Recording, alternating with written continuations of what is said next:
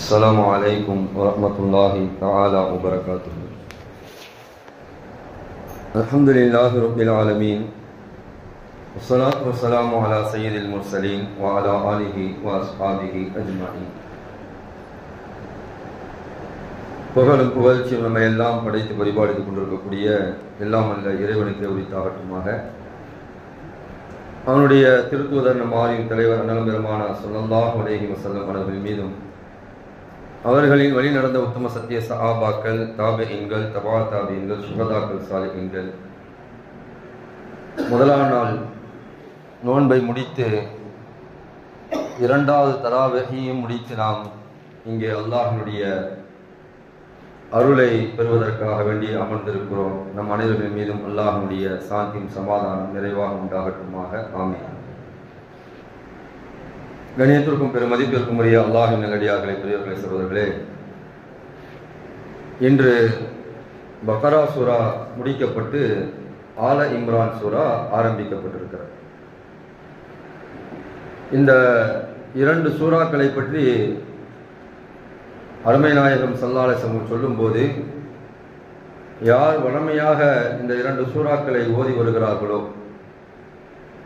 அந்த மனிதர்களுக்கு இந்த இரண்டு சூறாக்களும் நாளை மறுமை நாளிலே மேகத்தை போன்று அல்லது கூட்டமாக பறந்து வரக்கூடிய பறவைகளை போன்று அல்லாஹ்விடத்திலே வந்து இந்த இரண்டு சூறாக்களும், யா அல்லாஹ், இந்த மனிதர் இந்த உலகத்தில் என்னை ஓதிக்கொண்டிருந்தார், ஆகையால் இவருக்கு நீ சொர்க்கத்தை தருவாயாக என்பதாக சிபாரிசு செய்யும் என்பதாக அருமை நாயகம் ஸல்லல்லாஹு அலைஹி வஸல்லம் சொன்னார்கள். அப்பேற்பட்ட அற்புதமான ஒரு சூறா இந்த இரண்டு சூறாக்களும். அதில் குறிப்பாக பக்ரா சூறாவை குறித்து பெருமானா ஸல்லல்லாஹு அலைஹி வஸல்லம் சொல்லும்போது, இக்ரஉ சூரத்தல் பக்ரத்தி, சூரா பக்ராவை நீங்கள் ஓதுங்கள். ஃபைன் அஹதஹா பரக்கத்துன், யார் இதை ஓதுகிறாரோ அவருக்கு பரக்கத்து ஏற்படும். வைன் தரக்கஹா ஹஸ்ரத்துன், யார் இதை விடுகிறாரோ அவருக்கு கை சேதம் ஏற்படும் என்று சொல்லிவிட்டு முக்கியமான ஒரு விஷயத்தை சொல்றாங்க.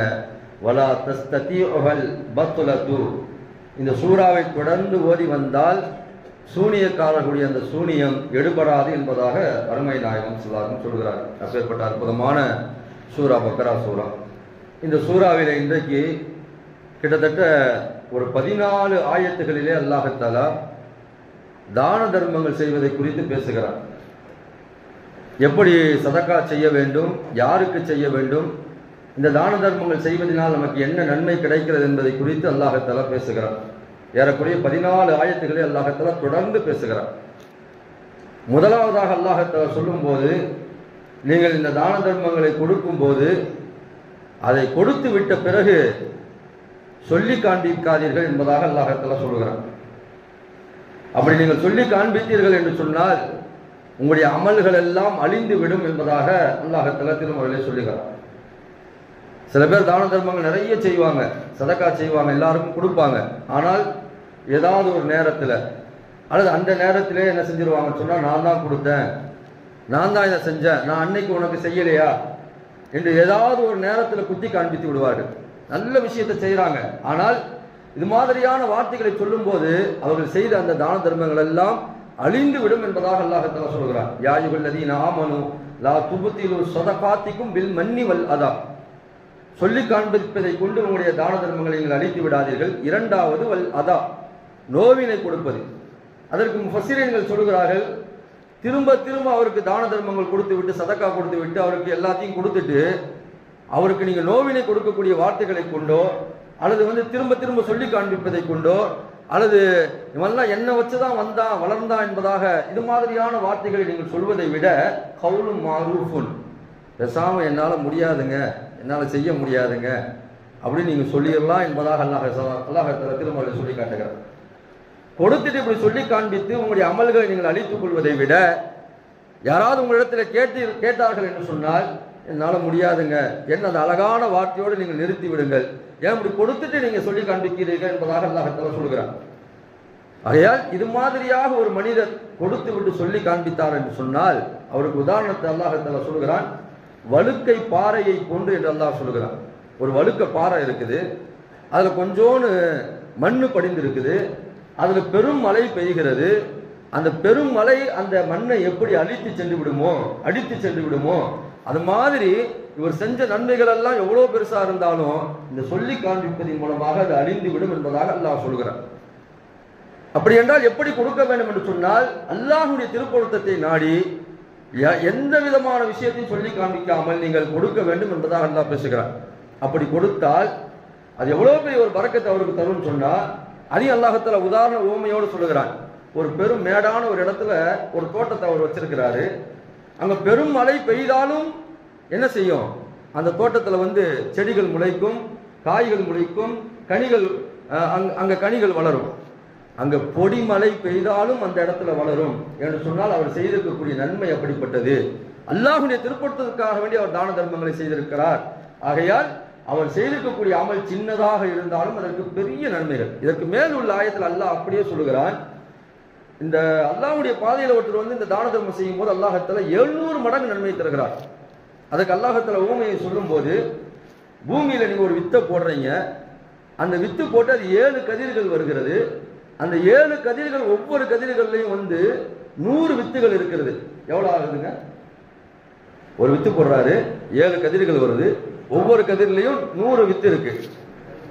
700 மடங்கு என்பதாக அல்லாஹ்தாலா சொல்கிறார். நம்ம கொடுத்தது ஒரு ரூபாய் தான், ஆனால் அல்லாஹ்தாலா 700 ரூபாய் கொடுத்ததற்குரிய நன்மையை தருகிறான் என்பதாக இந்த வசனம் சொல்லி காட்டுகிறது. இன்னும் அல்லாஹ் சொல்கிறான், அல்லாஹு யுதாஇஃபு லிமன் யஷா, தான் நாடினால் இன்னும் நாம் அதிகப்படுத்தி தருவோம் என்பதாக அல்லாஹ்தாலா திருமறையிலே சொல்லி காட்டுகிறார். ஆகையா நம்ம என்னைக்கும் கொடுத்ததை சொல்லி காண்பிக்க கூடாது என்பதை அல்லாஹ்தாலா இந்த வசனத்தின் மூலமாக சொல்கிறார். இரண்டாவது, அன்ஃபிகு மின் தொய்யிபாத்தி மா கஸபத்தும், நீங்க சம்பாதித்த ஹலாலான பணத்திலிருந்து மட்டும் நீங்க தான தர்மங்கள் செய்யுங்க அல்லாஹ் சொல்றாரு. சில பேர் என்ன செய்வாங்கன்னா, ஹராமான தொழில சம்பாதிச்சிருப்பாங்க, அதை எடுத்து கொடுப்பதனால எந்த நன்மையும் வந்துடாது. சமீபத்தில் நீங்க ஒரு மதரசா பட்டமளிப்பு விழால சகோதரி நடிகை மும்தாஜ் அவர்கள் சொல்கிறார்கள், இஸ்லாத்தை ஏற்று அவர்கள் இஸ்லாத்தின் படிதான் இருந்தார்கள். கடைசியில் என்ன செஞ்சாங்க, அந்த சினிமா அது இது நடிச்சு, ஆபாச படங்கள் நடிச்சு திருந்தி இன்னைக்கு என்ன செய்யறாங்கன்னு சொன்னா, முழு பர்தாவோடு இருக்கிறாங்க. அல்லாஹ்தாலா எவ்வளவு பெரிய ஒரு ஈமானம் கொடுத்துட்டான்னு சொன்னா, ஒரு மதரசாவுடைய திறப்பு விழாவுக்கு போறாங்க. அந்த இடத்துல அவங்க பேசுறாங்க, நான் ஹராமான சம்பாதிச்ச அந்த பணத்துல எவ்வளோ தான தர்மம் செஞ்சிருக்கிறேன், எவ்வளோ பேருக்கு நான் கொடுத்து உதவி இருக்கிறேன், ஆனா இப்பதான் எனக்கு அது விளங்குது, அதனால எந்த ஒரு பிரயோஜனமும் கிடையாதுன்னு சொல்லி அவங்க சொல்றாங்க. அது மாதிரி நம்ம ஹலாலான சம்பாத்தியத்தை வச்சு கொடுக்கும் போதுதான் அதுல அல்லாஹ்தாலா பரக்கத்தை வச்சிருக்கிறான். ஹராமான சம்பாத்தியத்தை சம்பாதிச்சுட்டு அதுல தான தர்மம் நம்ம செஞ்சோன்னு சொன்னா, ஒண்ணு நமக்கு அதுல நன்மை கிடையாது, ரெண்டாவது அதை வாங்குறாங்க பாத்தீங்களா, அவங்களுக்கும் அதுல பெரிய ஒரு இடர்பாடு ஏற்படும். அதனால ஹலாலானதை தான் கொடுக்கணும். ரெண்டாவது, அல்லாஹ்தாலா அந்த ஆயத்துல சொல்லும் போது, நீங்க சுத்தமானதை கொடுங்க என்று சொன்னா நல்லதை மட்டும்தான் கொடுக்கணும், நமக்கு தேவையில்லாத கொடுக்கக்கூடாது. நமக்கு எது பிடித்தமானதோ அதை மட்டும் தான் கொடுக்க வேண்டும். அதனால்தான் லன் தனாலுல் பிர்ர ஹத்தா துன்ஃபிகு மிம்மா துஹிப்பூன், நீங்கள் எதை பிரியப்படுகிறீர்களோ அதை தான தர்மம் செய்யாதவரை நீங்கள் நன்மை அடைய மாட்டீர்கள் என்ற ஆயத்து இறங்கிய போது அபூ தல்ஹா ரலியல்லாஹு ஓடோடி ரசூலுல்லாஹ்ட்ட யா ரசூலல்லாஹ், இந்த வச்சுக்கங்க பைரஹா என்ற தோட்டத்தை, எனக்கு இருப்பதிலேயே ஆக மிக பிரியமான தோட்டம் இதுதான் என்பதாக கொடுத்தார்கள். ஆகையால் நமக்கு பிரியமானது மட்டும் கொடுக்கணும். அல்லாஹ் அடுத்த வரியில சொல்றான், ஏனென்று சொன்னால் நீங்க கெட்டதை கொடுத்தீங்கன்னு சொன்னா உங்களுக்கு கொடுத்தாலே நீங்க வாங்க மாட்டீங்க. அல்லாஹ் சொல்றான், வலாத்த எம்முல் ஹபீஸ, கெட்டு போனதை, சில பேர் கெட்டு போன சாப்பாடு எடுத்து வெளியில இருக்கவங்க கொடுப்பாங்க பாத்தீங்களா, கிழிஞ்சு போன ட்ரெஸ் எடுத்து என்ன செய்யறோம், நானும் தான தர்மம் செய்யறேன்னு சொல்லி கொடுப்பாங்க பாருங்க, அது மாதிரி கொடுக்காதீங்க அல்லாஹ் சொல்றான். வலாத்த எம்முல் ஹபீஸ, நீங்கள் கெட்டதை கொடுக்காதீர்கள். ஏன்னா நீங்களே உங்களுக்கு கெட்டதை கொடுத்தா எப்படி வாங்குவீங்கன்னு சொன்னா கண்ணை மூடி கொண்டு வாங்குவீர்கள் என்று அல்லாஹ் பேசுகிறார். வேண்டா வெறுப்பா வாங்குவீர்கள் என்பதா அல்லாஹ் பேசுகிறார். இப்ப நம்மளே அப்படித்தானே இருக்கிறோம். அப்ப அடுத்தவங்களுக்கு நம்ம கொடுக்கும் போது நல்லதைத்தான் கொடுக்க வேண்டும் என்பதாக இந்த இறைமறை வசனம் சொல்லுகிறது. மூன்றாவதாக தான தர்மம் செய்யும் போது வெளிப்படையாகவும் தான தர்மங்கள் செய்யலாம், மறைவாகவும் செய்யலாம். இன் துபுது ஸதகாத்தி ஃபநிஅமாஹிய, நீங்கள் வெளிப்படையாக தான தர்மங்கள் செய்தாலும் அதற்கும் நன்மை இருக்கிறது. ஆனால் இன் துஃபூஹா, மறைவாக செய்தீர்கள் என்று சொன்னால் ஃபஹுவ கைருல் லக்கும், அது உங்களுக்கு சிறந்தது என்பதாக அல்லாஹ் சொல்கிறார். பெரும்பாலும் நீங்க ஹதீஸ்ல பார்த்திருக்கலாம், அரிசில நிழலே இல்லாத நாள்ல, நாளை மறுமை நாள்ல 7 பேருக்கு அல்லாஹ்தாலா நிழலை தருகிறான் என்பதாக ஒரு ஹதீஸ் இருக்கு. அந்த ஹதீஸ்ல ஒரு நபரை குறித்து அல்லாஹ் பேசுகிறான். ஒருவர் தன்னுடைய வலது கையால் கொடுத்த அந்த தர்மம் இடது கைக்கு தெரியாமல் கொடுக்கிறார் பாருங்க. இப்ப யாருக்கும் தெரியாம ஒரு தான தர்மம் செய்யறாரு பாருங்க. அது வந்து மிகச் சிறப்பானது. அரிசி அவருடைய நிழலே இல்லாத நாள் அவருக்கு என்ன செய்யும், அந்த நன்மை நிழலை பெற்றுத்தரும் என்பதாக அருமை நாயகம் சொன்னாங்க. அதனால வந்து சில நேரங்களில் வந்து நம்மளை வந்து கஞ்சனு அல்லது இவன் யாருக்கும் கொடுக்க மாட்டான் என்பதாக சொல்லிவிடக்கூடாது என்பதற்காக வேண்டி சில நேரங்களில் வெளிப்படையா நம்முடைய இஸ்லாமிய மார்க்கம் என்ன செய்யுதுன்னு சொன்னா தான தர்மங்கள் செய்ய சொல்லுது. இன்னொன்று வந்து பார்த்தீங்கன்னு சொன்னா அதை பார்த்து பிறரும் என்ன செய்வாங்கன்னு சொன்னா அதை இவர் கொடுக்குறாரு நம்மளும் கொடுப்போம் என்ற அந்த எண்ணம் வரும் என்பதற்காக வேண்டி சில நேரங்களில் வெளிப்படையா செய்ய சொல்லுது. சில நேரங்களில் நீங்க அதை என்ன செய்யணும், மறைவாகத்தான் செய்ய வேண்டும். சில நேரம் மட்டுமல்ல, பல நேரங்கள் நீங்கள் அதை மறைவாகத்தான் செய்ய வேண்டும். சில பேர்லாம் வந்து என்ன செய்வாங்க சொன்னா பெருமைக்காக வேண்டி என்ன செய்வாங்கன்னு சொன்னா 4 பேர் இருக்கும்போது எடுத்துட்டு வந்து கொடுப்பாங்க, 4 பேர் பார்க்கணுன்றதுக்காக வேண்டி எடுத்துட்டு வந்து கொடுப்பாங்க. இதை நீங்க செய்யாதீங்க, மறைவா செய்யுங்க, அது மிகப்பெரிய நன்மை என்பதாக அருமை நாயகம் ஸல்லல்லாஹு சொன்னார்கள். மிகப்பெரிய நன்மை உங்களுக்கு பெற்றுத்தரும். இப்படி எல்லாம் சொல்லிவிட்ட ரசூலுல்லாஹி ஸல்லல்லாஹு அலைஹி வஸல்லம் யாருக்கு நீங்கள் கொடுக்க வேண்டும், இந்த தான தர்மங்களை யாருக்கு கொடுக்க வேண்டும் சொல்லிட்டு அல்லாஹ் குர்ஆன்ல பேசும்போது ஃபக்கீர் என்ற வார்த்தையை பயன்படுத்துகிறார். லில் ஃபுகரா, இந்த ஃபக்கீர்களுக்கு கொடுங்கள் என்பதாக சொல்கிறார். அந்த ஃபக்கீர் எப்படிப்பட்டவர் என்று சொன்னால் லா யஸ்ததிஊன துர்பன் ஃபில் அர்த், யார்ட்டையும் வந்து கையை விரிச்சு யாசகம் கேட்க மாட்டாரு. எனக்கு தேவை இருக்குது, எனக்கு இருக்குன்னு சொல்லி கேட்க மாட்டாரு. அப்பேற்பட்ட ஒரு நல்லடியார்களை பார்த்து நீங்கள் கொடுங்கள். யஹ்ஸபுஹுமுல் ஜாஹிலு அக்னியா மின தஅஃஃபுஃப், அவங்களுடைய அந்த பத்திரத்தனத்தை பார்த்துட்டு பணக்காரர்கள் எப்படி அவங்கள விளங்கிக்குவாங்கன்னு சொன்னா இவருக்கெல்லாம் தேவை இருக்க போதாங்க, பார்க்க என்ன நல்ல ட்ரெஸ்ஸை போட்டு சுத்துறாரு, நல்லா இருக்கிறாரு, நல்லா அப்படி டிப்டாப்பா இருக்கிறாருன்னு நினைப்பாங்க வெளியில. ஆனால் அவருடைய தேவையோ மலை அளவு இருக்கும் என்பதாக அல்லாஹ் பேசுகிறார். அது மாதிரியான நபர்களை கண்டு நாம் அந்த தான தர்மங்களை செய்ய வேண்டும். இப்படி நாம் செய்யும் போது அல்லாஹ் தஆலா அதுல நிறைய நன்மைகளை லஹும் அஜ்ருஹும் இன்த ரப்பிஹிம், உங்களுக்கு அல்லாஹ்விடமிருந்து நிறைய கூலிகள் கிடைக்கும் என்பதாக சொல்கிறார். இப்படி தான தர்மங்கள் செய்வதன் மூலமாக அல்லாஹ் தஆலா என்னென்ன நன்மைகள் தருகிறான் என்பதாக அருமை நாயகம் ஸல்லல்லாஹு அலைஹி வஸல்லம் சொல்லியிருக்கக்கூடிய அந்த 4 வார்த்தைகளோடு என்னுடைய நிறைவுக்கு வந்து விடுகிறேன். ரசூலுல்லாஹி ஸல்லல்லாஹு அலைஹி வஸல்லம் சொன்னார்கள், நீங்கள் தான தர்மங்கள் செய்வதன் மூலமாக உங்களுக்கு பின்னால் வரக்கூடிய பலாய் முசீபத்துகள் வந்து அல்லாஹ் தஆலா பாதுகாப்பான். திடீர்னு நம்ம சில நேரங்களில் நூல் இலையில தப்பிப்போம், பார்த்தீங்களா? நூல் இலையில தப்பிப்போம் பாருங்க. விழுந்தோம், முடிஞ்சு போச்சு, கதை முடிஞ்சு போச்சுன்னு நினைப்போம். ஆனால் டக்குன்னு எந்திரிச்சு உட்காருவோம், அல்லாஹ் தஆலா உடல் நிலையில் ஆரோக்கியத்தை கொடுத்துருவான். நம்ம எங்கேயோ ஒரு இடத்துல தான தர்மம் செஞ்சிருப்போம். அந்த தான தர்மங்கள் நம்முடைய வாழ்க்கையில் ஏற்படக்கூடிய பலாயின் முசீபத்துகள் இருந்து பாதுகாக்கும். 2வது, உங்களுடைய வாழ்க்கையில் ஏற்பட்டிருக்கக்கூடிய தவறுகளை எல்லாம் அதை அழித்து விடும் என்பதாக அருமை நாயகம் ஸல்லல்லாஹு அலைஹி வஸல்லம் சொன்னார்கள்.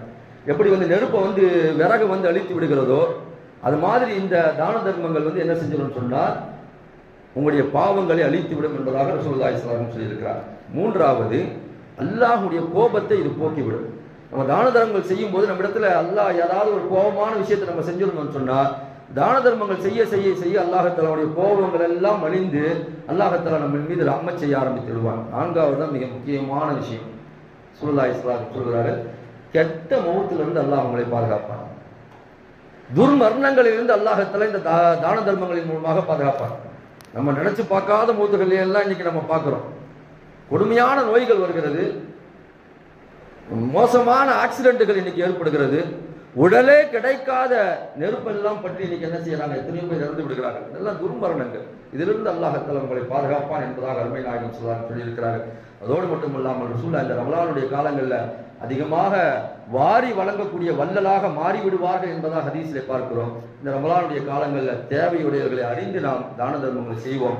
அல்லாஹ் தஆலா அந்த பாக்கியத்தை நம்ம திறந்தவர்களுக்கும் தந்தல்வானாக. வாஹிதவான அல்ஹம்துலில்லாஹி ரப்பில் ஆலமீன். பிஸ்மில்லாஹிர் ரஹ்மானிர் ரஹீம். நவைத்து சௌமகதி அன் அதாஇ ஃபர்லி ரமலான ஹாதிஹி ஸனதி லில்லாஹி தஆலா. இந்த வருடத்தின்